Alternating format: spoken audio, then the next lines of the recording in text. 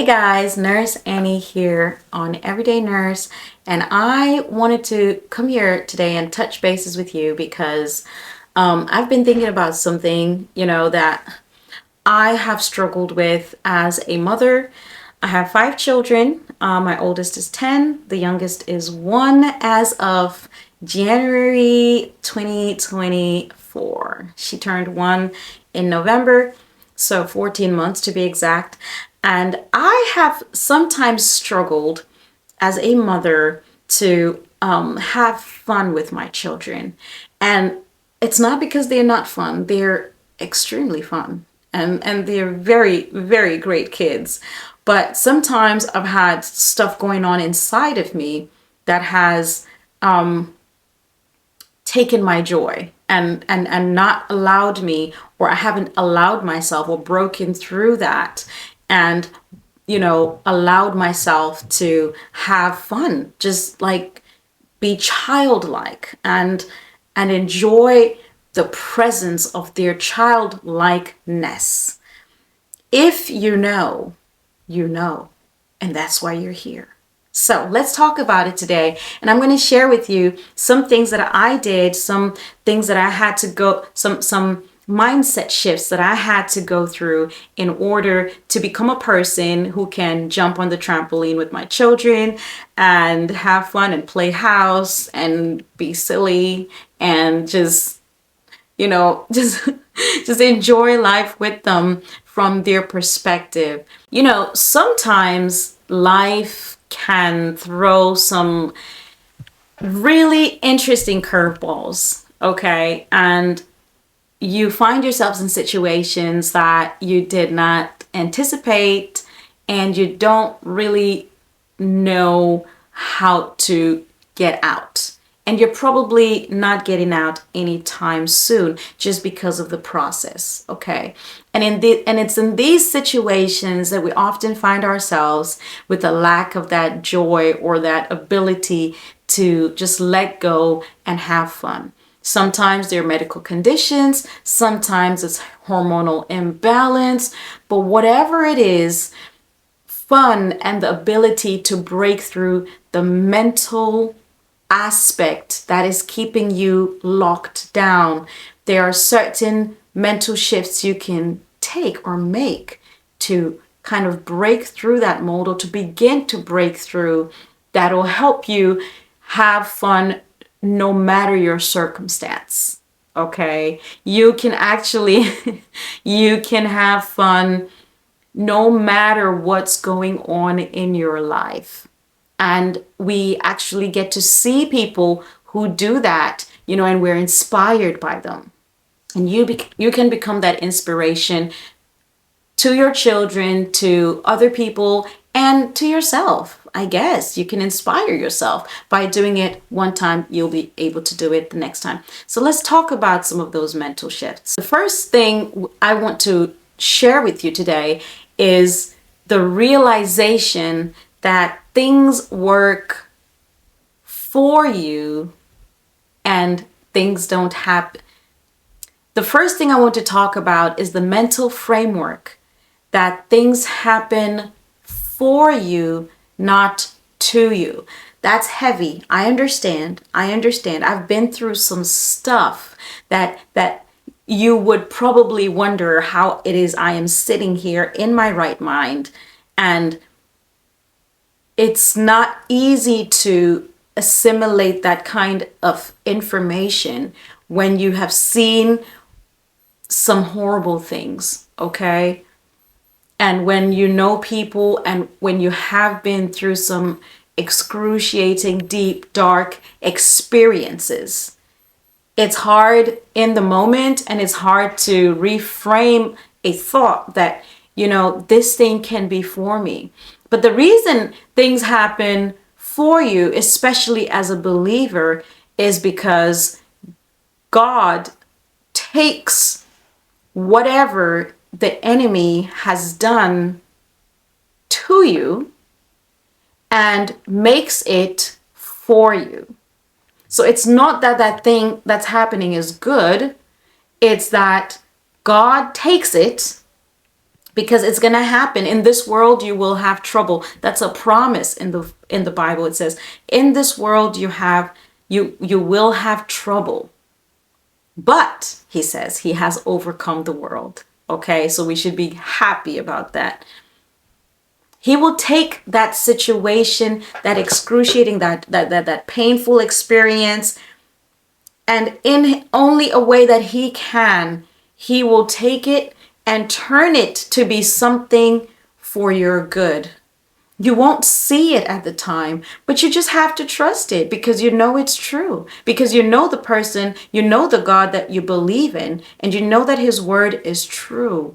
And so he will not lie to you. And when he says all things happen together for the good of them who love God, that is a promise. That is not a sometimes. That's not a, well, it'll happen for the good unless it is this, or unless it is so bad that, then it can't happen for the good. That's not true.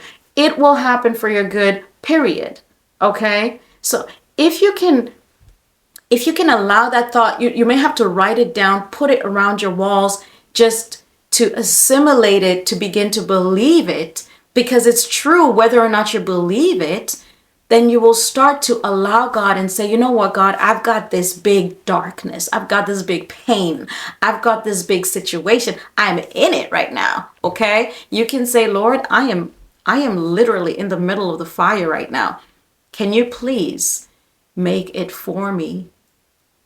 Because it is happening to me, but I want you to make it for me. I want you to turn it into a for me experience, and he will do it for you. So just remember that you have that kind of God that will not necessarily bring fun to your life, but it'll allow you to realize that, okay, it's as if this, listen, I'm not minimizing pain by using this example, because even I'd be like, why is it? But it's as if you have bed bugs, okay? And you have like just bed bugs and fleas, and they just infested your whole entire house. Now, you can't do anything about it. There's no broom, there's no mop, there's no dusting that's going to take those bed bugs and fleas out of your life. They're there. What you have to do is to call a professional company to come and get those bed bugs and fleas out of your house. Maybe bed bugs are fleas, or fleas are bed bugs. I don't know, okay? But bed bugs and fleas, we're going to just use both. And they're going to come and get those bed bugs and fleas out of your house.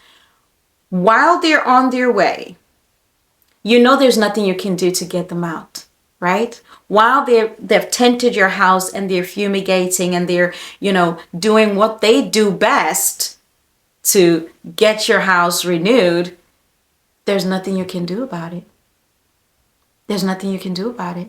You're out there, you're just maybe sitting in a hotel if you have insurance, and this is how life with God is, okay? He's going to do that. Matter of fact, let's say it's a flood, all right? And your insurance is in there and they're making your house nice again, because the bed bugs and fleas thing only goes so far. But let's say it was a flood and it just tore through your house. You can't scoop that water out. That carpet is gone. You cannot dry it out. The floors might need to be changed. The walls maybe came up some. Your furniture, your bed, it's gone. The water was so high. And yes, it's sad to lose those things, but you know that when you come back and the insurance people have done their things and they've had you go to a catalog and pick out the things that you need, that you want to replace the items that you had, when you come back to your house, it's going to be so beautiful. Or maybe you're going to be able to use that insurance money, sell that house, and buy the house that you've been dreaming of. These are small examples on a human scale. God does not work on a human scale, because I'm just trying to relate it to you in a way that allows your brain to see possibilities, but it doesn't compare. It doesn't compare to the joy that God can bring to your life if you will let him, regardless of the pain this painful world is going to bring to you. And it's not over. Like, this is not the last pain. Last time was not the last pain. Like, pain is a part of our human experience. And so When you learn that once it's in the insurance company's hands, once it's in the fumigating people's hands, once it's in God's hands, He is going to make something so beautiful that is going to work for you. Okay? He didn't make you go through that bad thing so that you can have a good thing. No, the bad thing happened because we're in an evil world. Okay? The prince of this world is dark and unkind. And he comes to steal, to kill, and to destroy. So that's what he will do and continue to do until we're not on this world anymore and we've joined God in heaven. Hallelujah for that day. Till then, try and learn to reframe your mind to think in terms of what God can do, is doing, the fact that you can't do anything about it, and choose joy. Choose to hear the birds sing. All right, another tip. The second tip I'm going to talk about is once you've made that choice, how do you bring about the action? Because the action and the choice are not the same thing. How do you bring about that action? One of the things I've noticed when I'm in a very low place in my life is something fun or funny can happen, or I can be in a fun environment and all I can afford is a strong smile. Instead of like a laugh out loud, it'll just be like, because like it's so heavy inside and the laughter doesn't come out. One thing we can do is exercise those muscles. Your body sometimes just needs you to be its master and tell it what it's going to do. And so in that moment, you're just in that strong smile phase of your life, or a slight smile phase. Push the boundaries on that. If you're in the strong smile phase, push it to a giggle. It might sound unnatural, it might sound a little bit fake even when you hear it for yourself, but your body does not know the difference. Your body hears you laughing. And you know what it does? It produces the hormones and the endorphins for happiness and for joy and for laughter. All your body knows is what you're doing. And so something happens, you can tell it's slightly funny, it's not terribly funny because funny is not, in your current space right now. And you just go, just push it.